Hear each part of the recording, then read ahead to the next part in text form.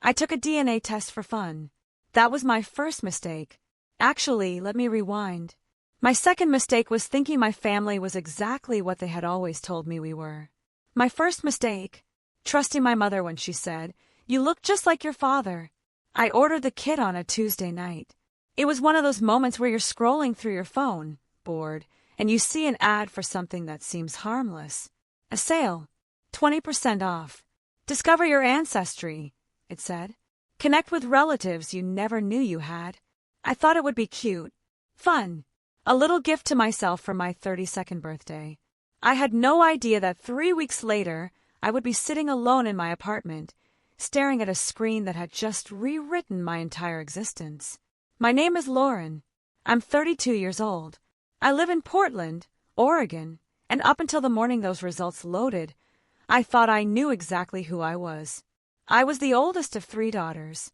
My dad, Robert, was a retired high school history teacher. My mom, Diane, worked part-time at a real estate office. We lived in a quiet suburban neighborhood where the biggest scandal was Mrs. Patterson's rose bushes creeping onto Mr. Hendrick's lawn. We were normal, boring even, the kind of family that had spaghetti every Tuesday and watched game shows together on Friday nights. I never had a reason to doubt any of it. Not once. Not until the envelope arrived. But I'm getting ahead of myself. Let me start at the beginning. The real beginning, because the story of how I discovered my father wasn't my father didn't start with the DNA test. It started with a throwaway comment my aunt made at a barbecue 3 years ago. We were all at my parents' house for the 4th of July. My Aunt Carol, my mom's younger sister, had maybe one too many glasses of white wine. She was standing by the grill, watching my dad flip burgers, and she said something so quiet I almost didn't hear it. "You know, Lauren, you don't look a thing like him." I laughed. "I look like Mom." Carol took a long sip of her wine. "Yeah," she said. "You do." And then she walked away. I didn't think about it again. Not really.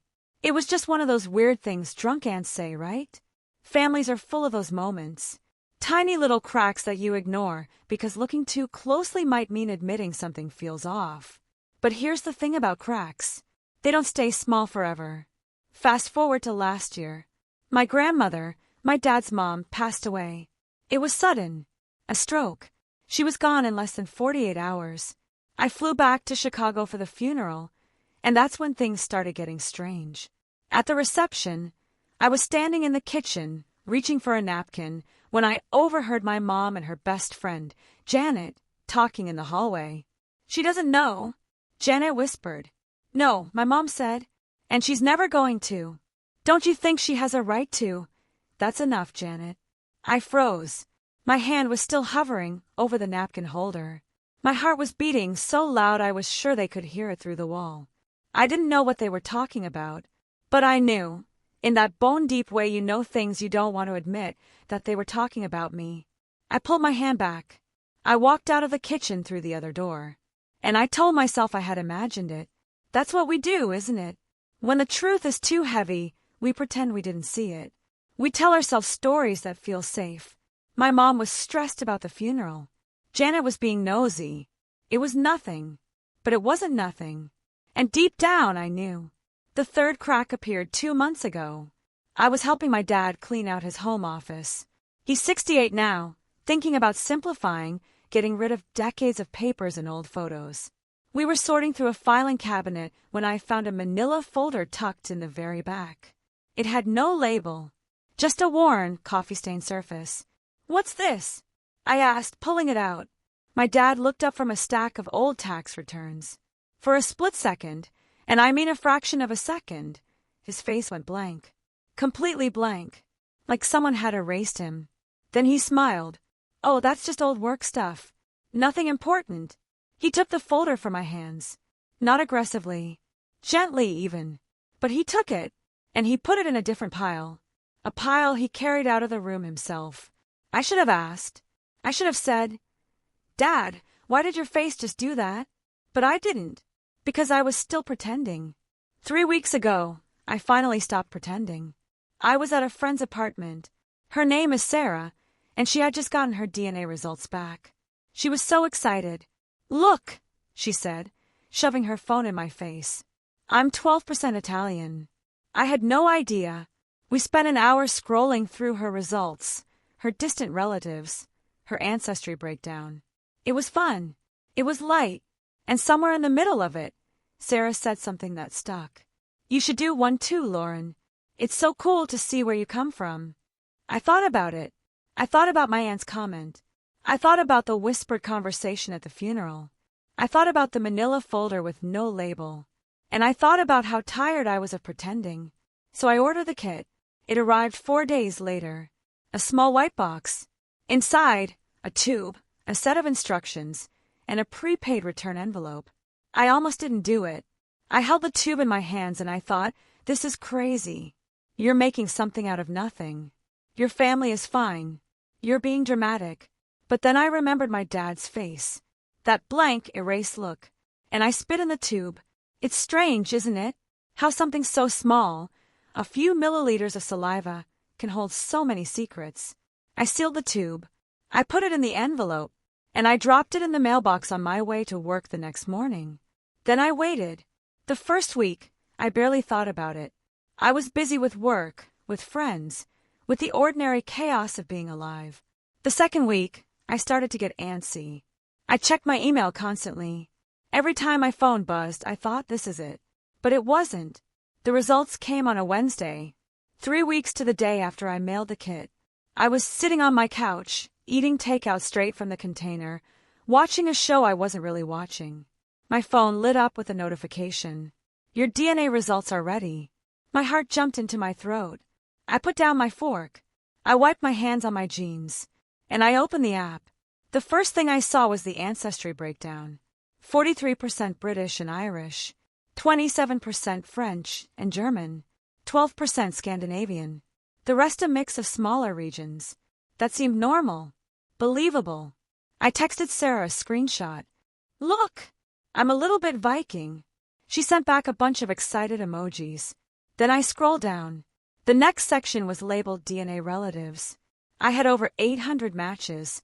Most of them were distant cousins, people with names I didn't recognize, sharing less than 1% of DNA. I scrolled past them, not really paying attention. Then I saw it. A match labeled close family, predicted relationship, parent/child. The name was not my father's name. It wasn't my mother's name either. It was a man named Gregory Hawthorne. I stared at the screen. I blinked. I looked again. Shared DNA, 49.8% predicted relationship. Parent, my hand started shaking. I thought, there's been a mistake. The lab mixed up samples. This happens, right? This is a thing that happens. I called the customer service number. I waited on hold for 22 minutes. When I finally got through, the representative was kind but firm. Ma'am, our accuracy rate is over 99%. I can walk you through the process, but I want to be honest with you. These results are almost certainly correct. I hung up. I sat in the dark for a long time. My takeout got cold. My show ended, and Netflix asked if I was still watching. I wasn't watching anything. I was trying to remember my father's face. Robert's face. The man who taught me to ride a bike. The man who cried at my high school graduation. The man whose blank, erased expression had haunted me for 2 months. I searched for Gregory Hawthorne. He lived in a town I'd never heard of, 3 states away. His profile picture showed a man in his 60s with gray hair and kind eyes. He had 2 other children listed, a son and a daughter. His profile said he was retired military. I looked at his face for a long time, and then I looked in the mirror. We had the same chin, the same shape of the eyes, the same curve of the smile. I started to cry, not because I was sad, not yet. I cried because in that moment, I knew, really knew, that my whole life had been a story someone else wrote, and I had never once thought to question the author. I called my mom. She didn't answer. I called her again, and again. On the 4th try, she picked up. Lauren, it's almost midnight. What's wrong? I took a breath. I held the phone so tight my knuckles turned white. Mom, I said. Who is Gregory Hawthorne? The silence that followed lasted 11 seconds. I counted. Then my mother started to cry. 11 seconds of silence. Then my mother started to cry. Not the quiet, dignified tears you see in movies. These were ugly, gasping sobs, the kind that come from a place so deep you didn't even know it existed. I sat on my couch, phone pressed to my ear, listening to the woman who raised me fall apart on the other end of the line. "Mom," I said again. My voice was steadier than I felt. "Who is Gregory Hawthorne?" She didn't answer. "Not really." What she said was, "I can't do this over the phone." "Then drive here, or I'll drive there. But you're going to tell me." "Tonight." Another sob, a shaky breath. "Tomorrow. I'll come tomorrow. I promise." "Mom." "Please, Lauren. I need tonight. I need to figure out how to say this." I wanted to scream. I wanted to demand answers, right then and there. But something in her voice, something small and broken, made me stop. I agreed to wait. I didn't sleep that night. At 7 a.m., I was in my kitchen, pouring coffee I knew I wouldn't drink, when I heard a car pull into my driveway. My mother's gray Honda. She sat in the driver's seat for almost 5 minutes before she got out. She looked older than I remembered, smaller. Her eyes were red. Her hair was messier than she would ever have allowed in any other circumstance. She was holding a manila envelope, the same kind of envelope my father had taken from me 2 months ago. She sat down at my kitchen table without saying hello, without asking how I was. She just placed the envelope in front of me and said, "Read this first. Then we'll talk." I opened it with shaking hands. Inside was a birth certificate.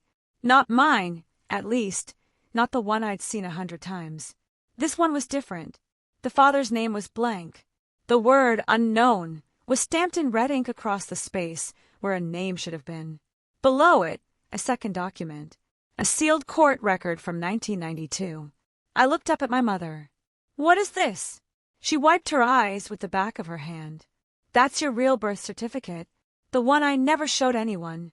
I don't understand." "I know." She took a long, shaky breath. "And I'm so sorry. I'm so sorry." Then she told me everything.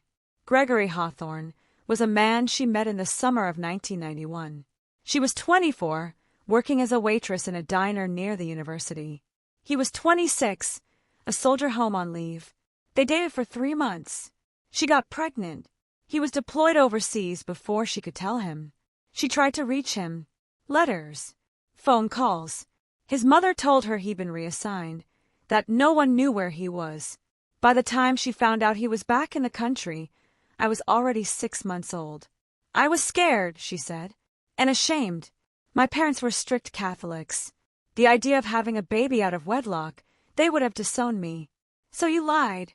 I met your father, Robert, when you were 8 months old. He knew about the pregnancy. I told him everything, and he said he didn't care. He said he wanted to marry me anyway. He wanted to raise you as his own. Did he adopt me?" She nodded. "When you were 2. We went to court, and a judge sealed your original birth certificate. Robert's name went on the new one. We were supposed to tell you when you turned 18. That was the deal we made with ourselves. But you didn't. I couldn't. Every year, I told myself next year. And then next year came, and I was still too afraid. I thought if you knew, you wouldn't love him the same way. And he loved you so much, Lauren. He loves you so much." I stared at her, at this woman who had lied to me for 32 years, who had let me believe a story that wasn't mine. "Does Robert know I took the test?" She shook her head. "I haven't told him yet." "Does he know about the results?" "No, but he knows something is wrong. I left the house at 5 this morning. He called me 3 times on the drive here. I stood up. I walked to the window and looked out at the gray Portland morning. My reflection stared back at me, the same face I'd seen in Gregory Hawthorne's profile picture. "I want to meet him," I said. "Lauren, I want to meet my biological father." My mother started crying again. But this time, I didn't feel sorry for her. Over the next week, I became someone I didn't recognize. A detective, an investigator. I spent hours online, piecing together the life of Gregory Hawthorne. He was 63 years old, retired from the Army after 22 years of service. He had 2 children, a son named Matthew, 29, and a daughter named Emily, 26. He was divorced.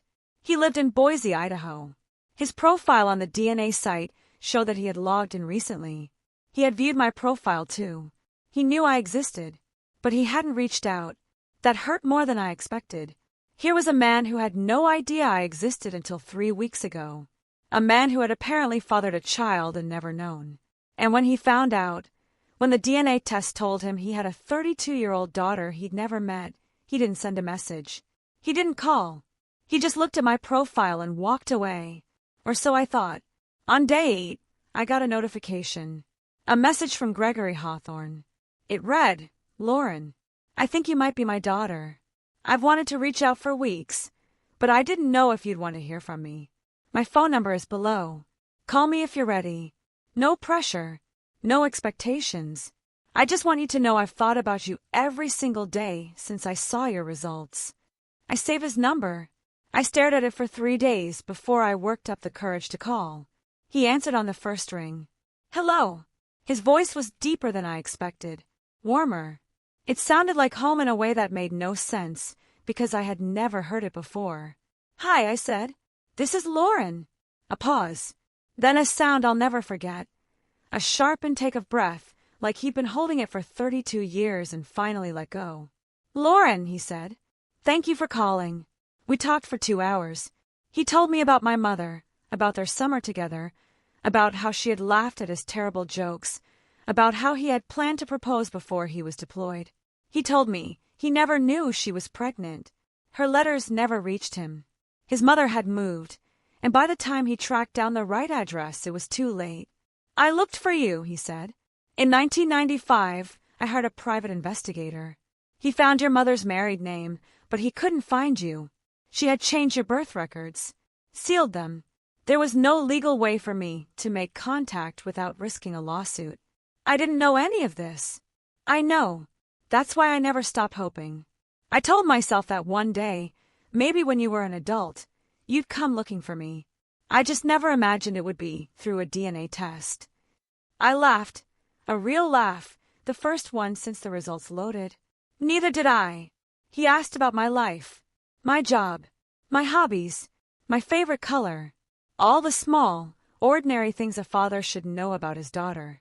And I answered every question honestly, because for the first time in my life, I wasn't pretending. At the end of the call, he said something that broke me.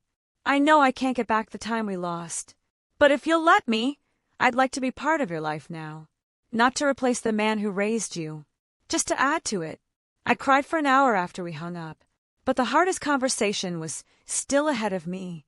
I drove to my parents' house on a Saturday. My father, Robert, was in the garage, tinkering with his old Mustang. He looked up when I walked in, and I saw it again. That blank, erased look. He knew. "Lauren," he said, "your mom told me." I sat down on a stool next to his workbench. "Why didn't you ever tell me?" He put down his wrench. For a long moment, he didn't speak. Then he took off his glasses and wiped them on his shirt, a nervous habit I'd seen him do 1,000 times. "Because I was afraid," he said. "Afraid you wouldn't love me anymore. Afraid I'd lose you." "You're my dad," I said. "You raised me. You taught me how to throw a baseball. You stayed up with me when I had nightmares. None of that changes because of a piece of paper." He started to cry. I had seen my father cry exactly twice in my life, once at his mother's funeral and once when our dog died. This was the 3rd time. "I should have told you," he whispered. "I'm so sorry." I hugged him. I held on to him like I was 8 years old again, scared of a thunderstorm, and he was the only thing keeping me safe. "I'm not angry," I said, "but I need you to understand something. I'm going to meet Gregory. I need to know that part of myself, and I need you to be okay with that." He pulled back and looked at me. His eyes were red, but his voice was steady. "I'll always be okay with anything that makes you happy. You're my daughter. Nothing will ever change that." I believed him, but I also knew that the next chapter of my life was about to begin, and no one could predict where it would lead. If you've ever been excluded by your family, drop a broken heart in the comments. You're not alone. 2 weeks after that conversation in the garage, I bought a plane ticket to Boise. My mother didn't try to stop me. She had moved past tears into something quieter, resignation, maybe, or acceptance. She helped me pack. She even asked what I was going to wear. She asked about you. I told Gregory on the phone the night before my flight. My mom. She wanted to know if you were still funny. Gregory laughed. It was a warm, rumbling sound that reminded me of summer thunderstorms. What did you tell her? I told her you still make terrible jokes. Good. Then I haven't changed. The flight was short, just over an hour. I spent most of it staring out the window, watching the landscape shift from Oregon green to Idaho brown. My heart was pounding, so hard I thought the person next to me must have heard it. What do you say to a man who should have been your father but wasn't? How do you greet a stranger who shares half your DNA? I didn't have answers. I just had a carry-on bag and a desperate hope that I wasn't making a mistake. Gregory was waiting for me at baggage claim. I recognized him immediately. Same chin, same eyes, same curve of the smile. He was holding a small sign that said Lauren in block letters, even though I'd told him exactly what I looked like. That's for dramatic effect, he said when I walked up to him. I laughed. Then I cried. Then he opened his arms, and I walked into them like I'd been doing it my whole life. He smelled like coffee and cedar. His arms were strong, army strong, even at 63. And when he said, "Hi, sweetheart," I felt something click into place inside me. Something I didn't even know was broken. We spent the weekend getting to know each other. He showed me photo albums from his time in the military, pictures of him in uniform, pictures of his parents, pictures of his children, my half-siblings as babies. He told me stories about growing up in Idaho, about his first car, about the night he met my mother at that diner. I knew she was special the second I saw her, he said. She was wearing a pink apron, and she had flour in her hair. She was so beautiful I forgot how to order. What did you order? Nothing. I sat at the counter for 20 minutes, just staring at the menu. Finally, she came over and said, "You gonna order something, soldier, or are you just here for the view?" I smiled. That sounds like her. She was fierce. Still is, I imagine. I thought about my mother, about the lies she had told, about the secrets she had kept. Fierce was one word for it. On Saturday, I met my half-siblings. Matthew drove down from Seattle with his wife. Emily came from Salt Lake City. They both knew about me. Gregory had told them as soon as he saw the DNA results. "She's our sister," Matthew said when he hugged me. "DNA doesn't lie." Emily was quieter. She looked at me with a mixture of curiosity and caution, like she wasn't sure what to make of the sudden stranger who shared her father's eyes. "I always wanted a sister," she finally said. "You have one now," I replied. We spent the afternoon at Gregory's house, a modest ranch-style home with a big backyard and a vegetable garden. There was laughter. There were tears. There was a moment when Matthew pulled out his guitar and played a song he'd written about the sister he never knew he had. I felt something I hadn't felt in weeks, peace. But peace, I was learning, is fragile. The confrontation came when I got back to Portland. I had been home for 3 days when my mother asked me to come over for dinner. Just her and my dad, Robert. No sisters. No extended family. Just the 3 of us. I knew what she wanted. She wanted to pretend. She wanted to put the DNA test back in the box, seal the envelope, and go back to the way things were before Gregory Hawthorne existed. I walked into the dining room, and I saw it immediately. The table was set with the good china. Candles. A bottle of wine I knew cost more than my monthly grocery budget. This wasn't dinner. This was a performance. "Lauren," my mother said, her voice too bright. "Sit down. I made your favorite." I didn't sit. "Mom, we need to talk." Her smile flickered. "Can it wait until after we eat?" "No. It's been waiting for 32 years. It can't wait another minute." Robert put down his napkin. He looked at my mother, then at me. His face was tired, more tired than I had ever seen it. "Sit down, Lauren," he said quietly. "Let's talk." I sat. For the next hour, we talked about things that should have been said decades ago. My mother explained again why she had hidden the truth. Fear, shame, love, all the usual reasons. But this time, I didn't just listen. I asked questions. Hard questions. "Did you ever think about what I would want?" She looked down at her hands. I thought I was protecting you. From what? The truth. From the confusion. From the questions. From people at school who might have treated you differently. Mom, I was a baby. You could have told me when I was old enough to understand. You could have made this a normal part of my story. Instead, you made it a secret, and secrets always come out. She started crying again. I didn't. Robert reached across the table and took her hand. Then he looked at me. I take responsibility, too. I went along with it. I signed the adoption papers. I agreed to keep the secret.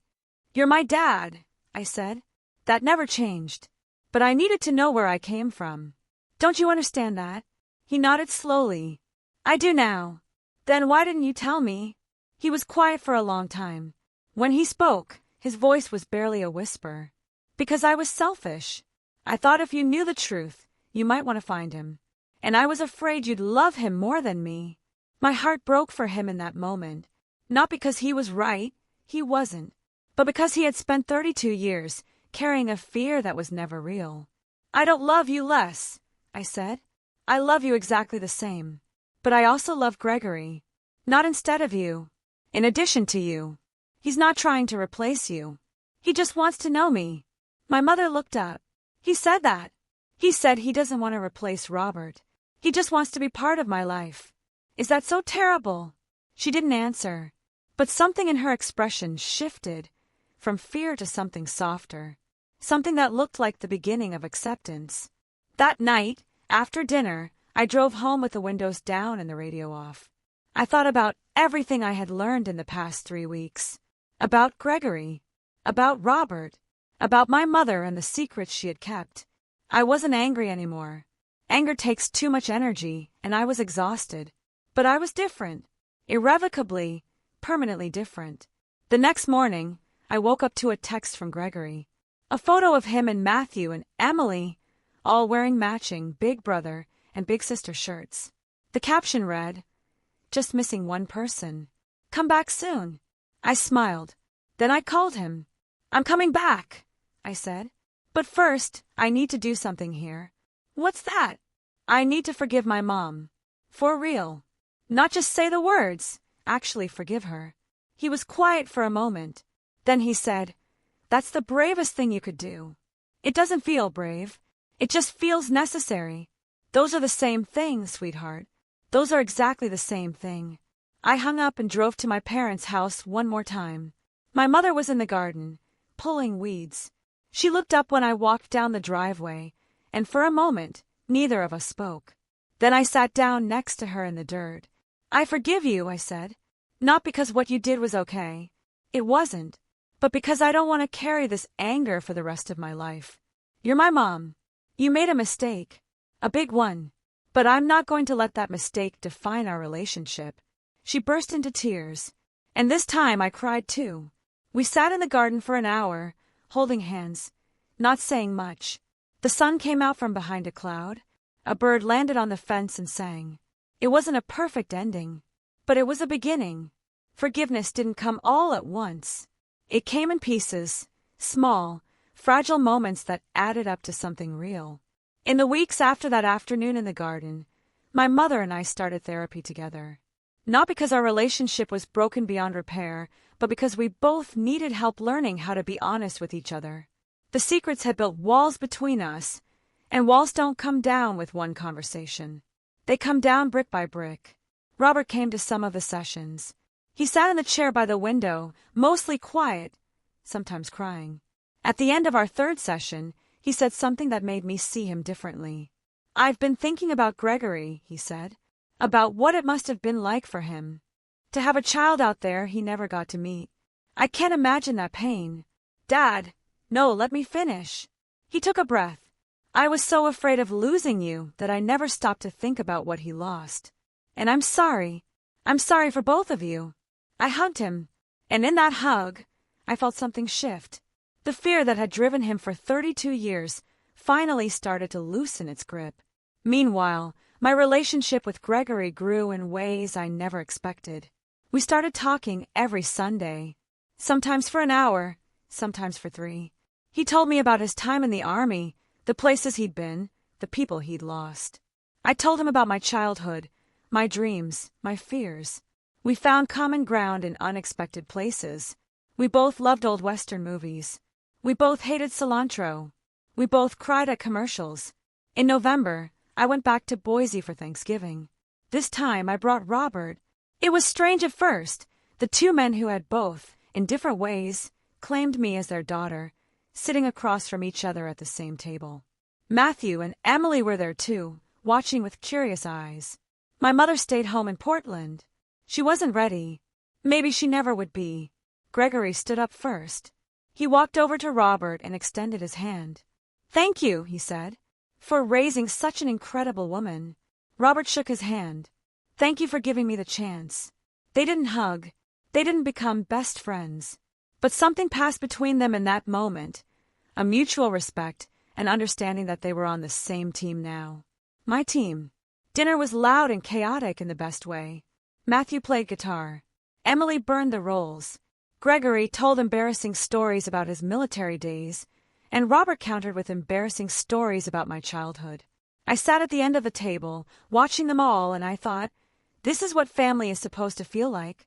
Not perfect, not simple, but real.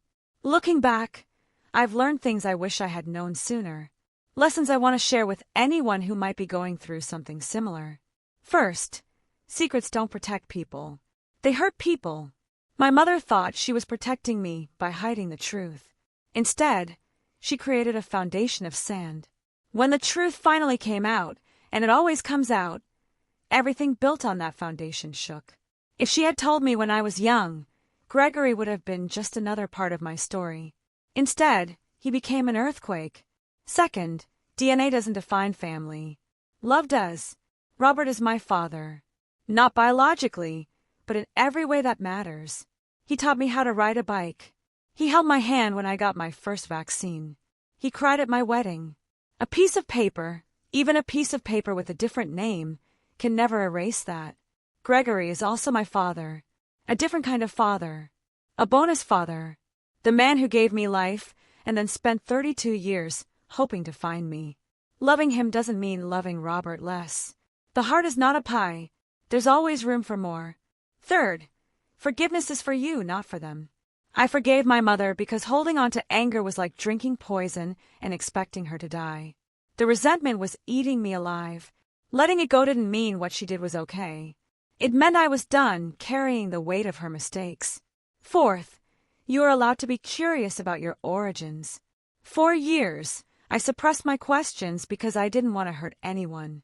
I told myself I was being dramatic, that my family was fine, that I should be grateful for what I had. But curiosity isn't ingratitude. Wanting to know where you come from is human. It's natural, and you have every right to seek those answers. Fifth, the truth might hurt, but living a lie hurts more. I won't pretend that finding out the truth was easy. There were sleepless nights. There were tears I didn't think would ever stop. There were moments when I wished I had never spit in that tube, never sent in the kit, never opened the app. But those moments passed, and what remained was something better than the comfortable lie I had been living. What remained was the truth, and the truth, no matter how painful, set me free. Today, my life looks different than I imagined. I talk to Gregory every week. I've met his extended family, aunts, uncles, cousins who share my DNA and my smile. I've been to Boise 4 times in the past year. It doesn't feel like a strange city anymore. It feels like home. Robert and I are closer than ever. The secret that almost destroyed our relationship ended up strengthening it. He no longer worries that I'll love him less. He knows now that love isn't a competition. My mother and I are still in therapy. It's hard, some sessions and with both of us crying. But we're making progress. She's learning to be honest. I'm learning to trust her again. Matthew and Emily call me their sister now. No hesitation, no awkwardness. We have a group chat that lights up my phone at all hours of the day and night. Emily sent me a birthday gift last month, a necklace with 3 small charms, one for each of us. And Gregory, he's teaching me how to fish. Apparently, it's a Hawthorne family tradition. I've never held a fishing rod in my life. But last weekend, I caught my first trout. He took a picture of me holding it, grinning like an idiot. Then he framed it and put it on his mantle, right next to the photo of me as a baby that he never got to see grow up. If you're watching this and you're thinking about taking a DNA test, or you've already taken one and you're scared of what you might find, I want you to hear me. It's okay to be scared. It's okay to be curious. It's okay to want answers. But remember, you are not your DNA. You are not your parents' secrets. You are not the mistakes they made before you were born. You are the person you choose to be, every single day. And no test result, no matter how shocking, can ever change that. As for me, I don't regret taking that test. Not for 1 second. It cost me a few sleepless nights. It cost me the comfortable lie I had been living. But it gave me a brother, a sister, a second father, and most importantly, it gave me the truth.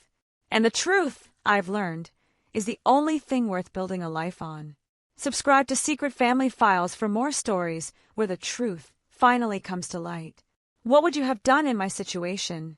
Let me know below.